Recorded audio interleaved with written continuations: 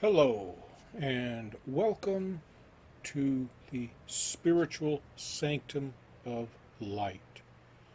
One of our, this is one of our teachings outside of our normal gathering on Sunday mornings at 10 a.m.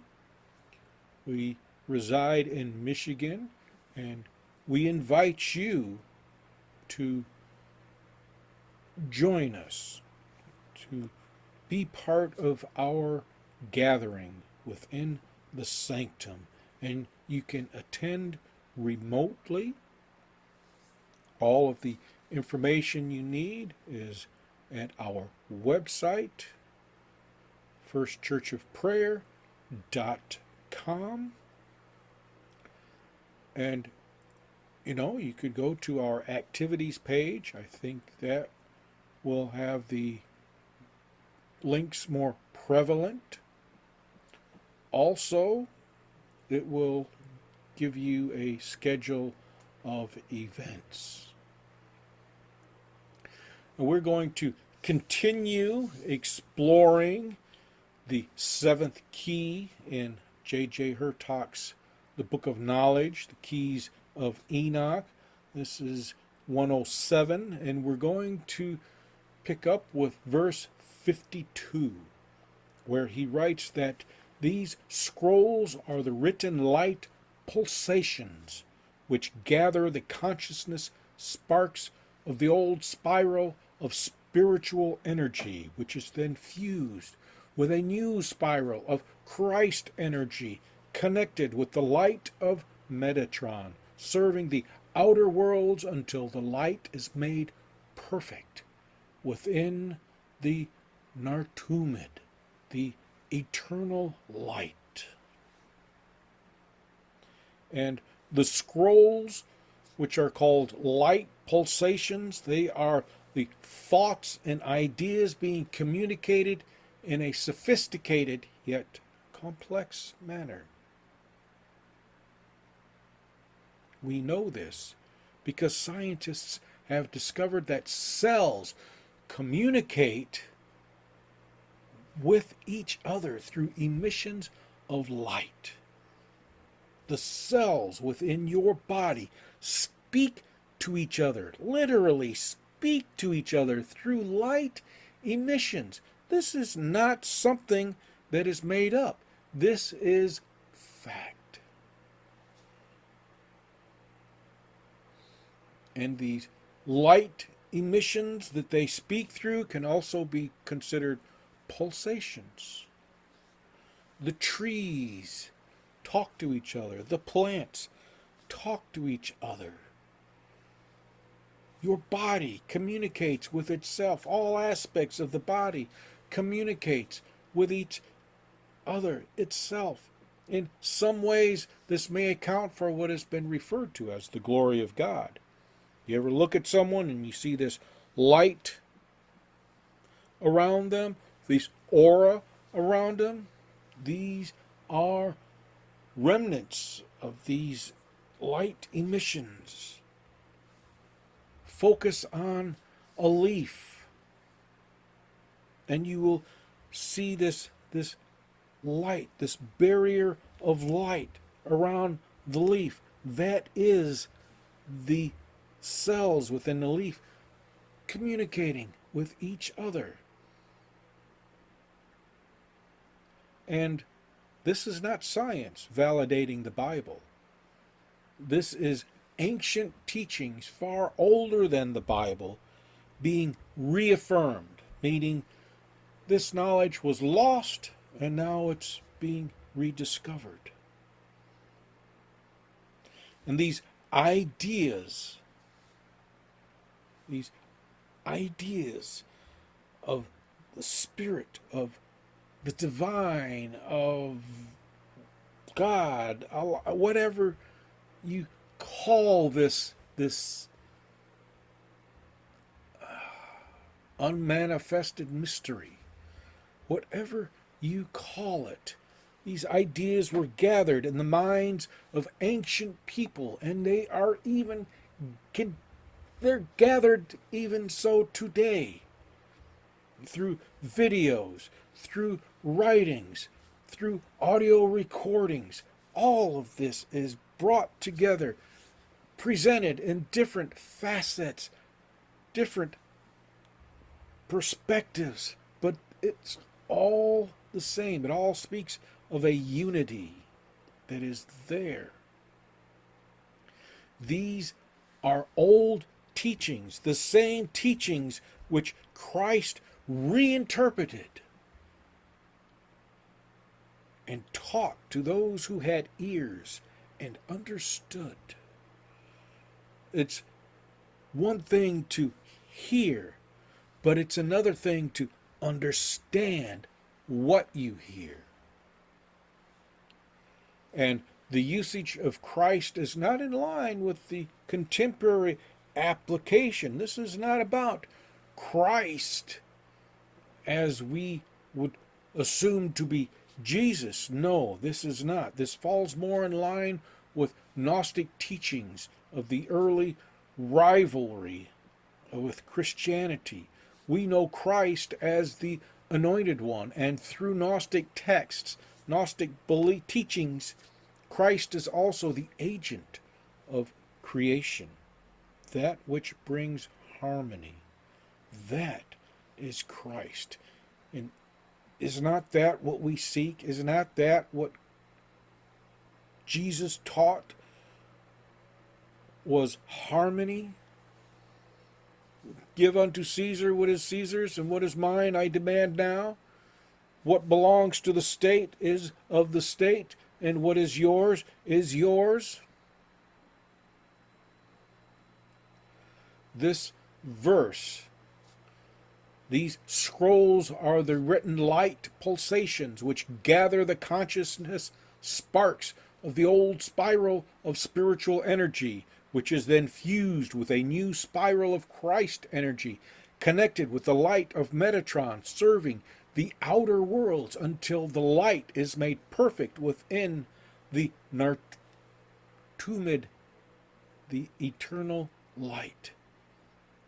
Suggests that the old teachings, or possibly even the Old Testament, has become so misunderstood that something new has emerged. The old spiral being fused with a new spiral, the old teachings being revitalized into something new,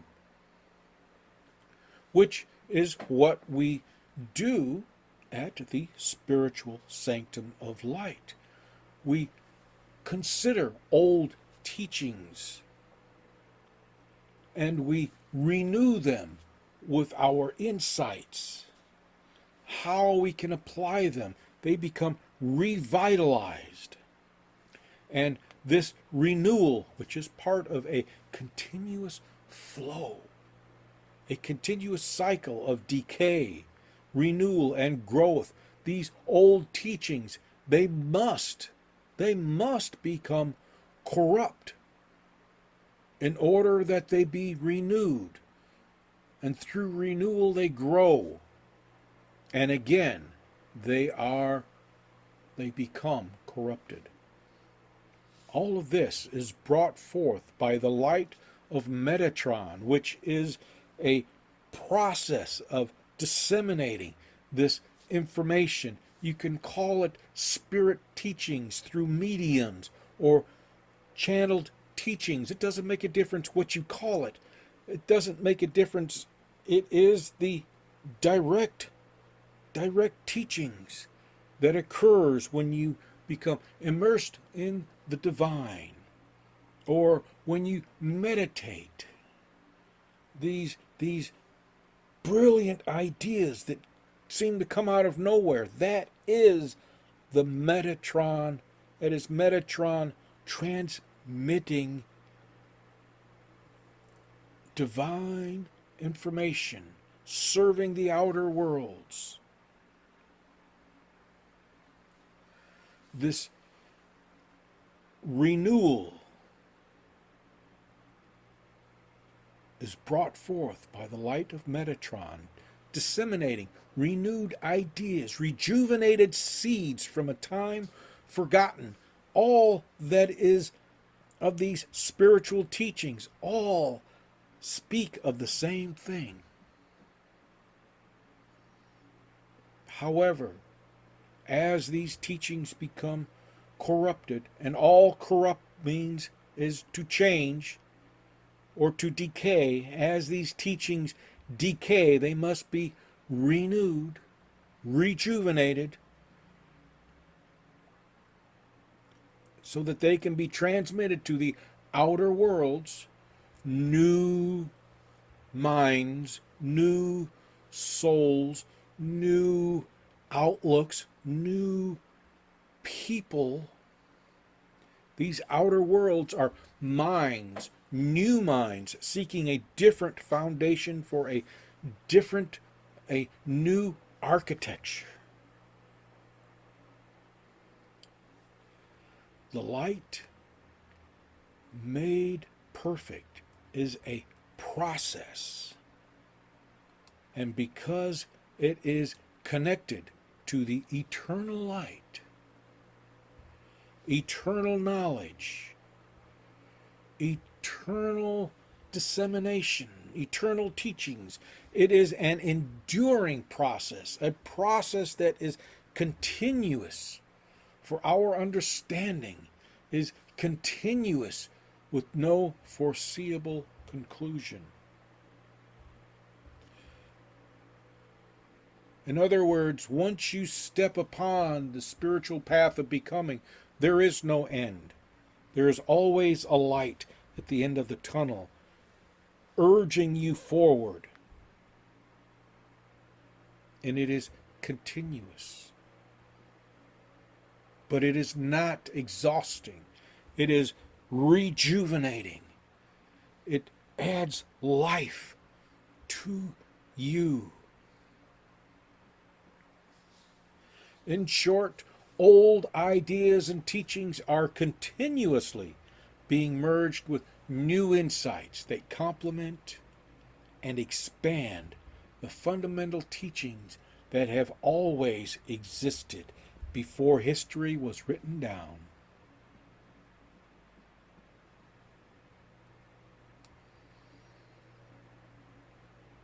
So what is this light made perfect within the Nartoomid, the eternal light? It is gnosis within. It is hidden knowledge within, waiting to become expanded. It is self-discovery. It is the discovery of heaven, which is the throne of God, and the throne of God is in here. That is what it is. It is the hidden knowledge discovered, brought to life, experienced, awakened. Nartoomid is that which is within you. As the teaching goes, the divine resides within you, awaiting your discovery. How is it that Jesus said, I stand at the door and knock, awaiting you to give entrance? Once you have awakened this inner divine spark, the process of perfection, it's a process. Perfection is a process, a never-ending process. But once you awaken that inner spark, that divine spark, you become a living soul. And the divine once more begins to expand. This teaching is not as complex and nuanced as many would like you to believe. This teaching is buried under the deception of self-interests of many. There are many out there who do not want this to awaken within you, because once it awakens, you have no further need of them. And when you have no further need for them, they can no longer gain from your ignorance.